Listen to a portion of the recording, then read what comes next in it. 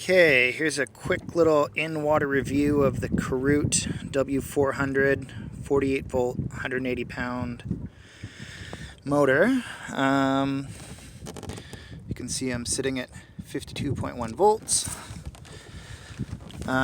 For batteries, I have 8 6 volt 230 amp hour golf cart batteries.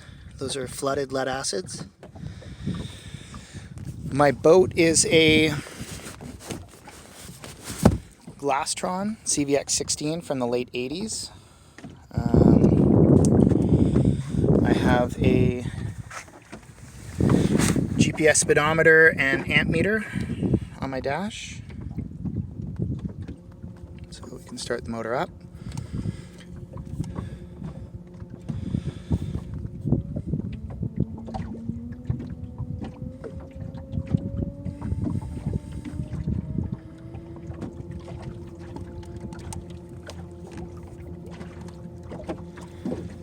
The speedometer doesn't begin to register until around 2.4 miles per hour, so get up to that point. There we go. I have a little chart to show how long the batteries will last at any given amp draw. So 11 amps, it's about 19 hours, something like that. And that's getting me 2.9 miles per hour. So at this power level and at this speed, the range is actually pretty good for what it is. And you can see the boat's moving a little bit in the water. Make a little bit of a churn back there.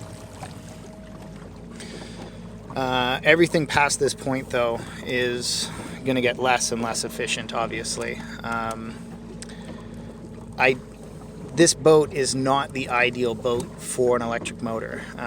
The hull is basically designed to plane, so the faster and faster the boat goes, the more and more resistance there's going to be from the plane lines in the hull. So start ramping it up here.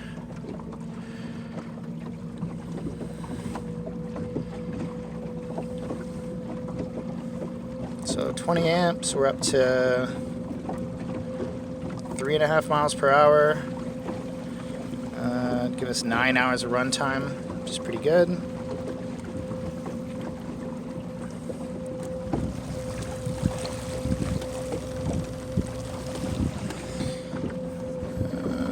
Showing 4.1 miles per hour at 20 amps. Not bad. But the jump from 20 to 55 amps, which is full power, is not a whole lot in terms of increased speed.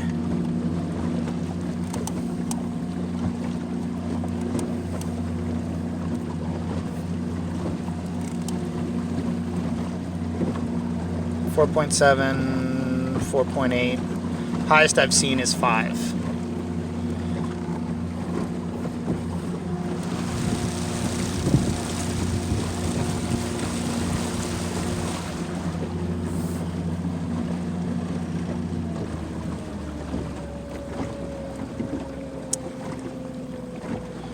A couple of issues worth mentioning.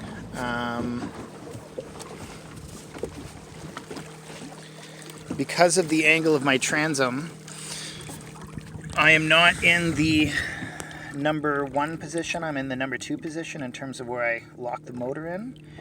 And as a result, I had to fabricate a little collar here out of some plastic pipe and a hose clamp to increase the height of the steering arm here. Otherwise, my steering linkage was binding. The other issue is the motor tends to stutter or hesitate quite a bit. I've talked to Caroute about it, and they tell me that it's to do with the height of the propeller, basically cavitation. Some of the other motors have anti-cavitation plates on them. This motor does not. So depending on how long of a shaft you get and how deep you can get the motor in the water, you might experience some of that blipping or hesitation as well. Other than that, the motor's been pretty solid. It's exactly as advertised. It's pulling 55 amps at 48 volts. I imagine it's making 180 pounds of thrust. On this particular boat, it is not a speed demon by any means, but it serves its purpose.